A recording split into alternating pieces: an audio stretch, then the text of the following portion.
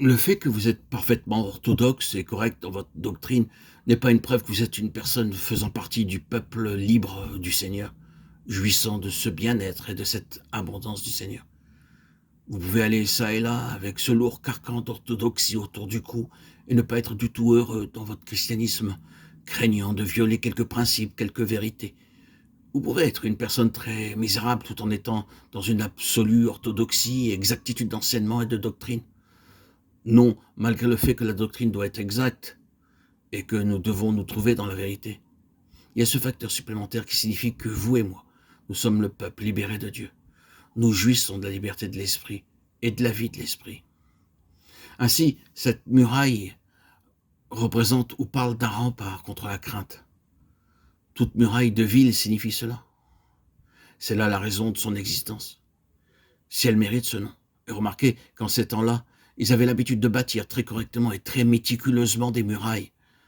Ce n'étaient pas des choses construites en matériaux de moindre qualité qui basculeraient, quoi qu'en pût dire Tobia.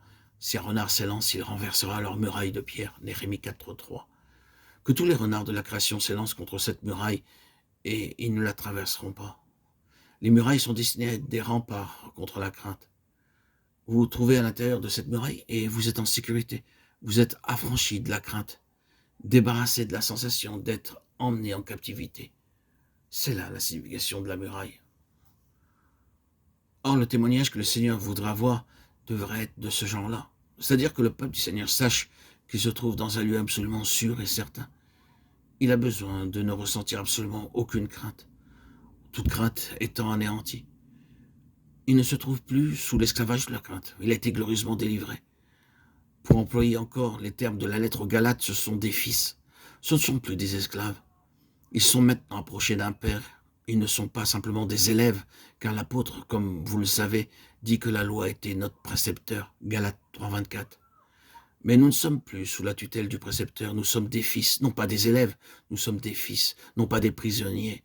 En tant que fils, nous sommes libres. La muraille donc parle de sûreté, de sécurité, de délivrance, de l'esclavage, de la crainte. Oh, puisse le Seigneur avoir un peuple comme cela. Quel est donc votre témoignage? Le témoignage du Seigneur est véritablement comme cela. Et quel est le vôtre? Vivez-vous dans la servitude, celle du Nouveau Testament, l'esclavage de la crainte? Vivez-vous chaque jour dans la crainte de commettre une erreur, sous la menace du gros bâton, même le bâton de votre propre conscience? Êtes-vous dans la crainte avec un visage misérable à cause de cette terrible tyrannie? Ce n'est pas la volonté du Seigneur à notre égard.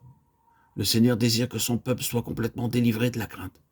Car vous n'avez pas reçu un esprit de servitude pour être encore dans la crainte, mais vous avez reçu un esprit d'adoption par lequel nous crions « Abba, Père ». Romains 8:15.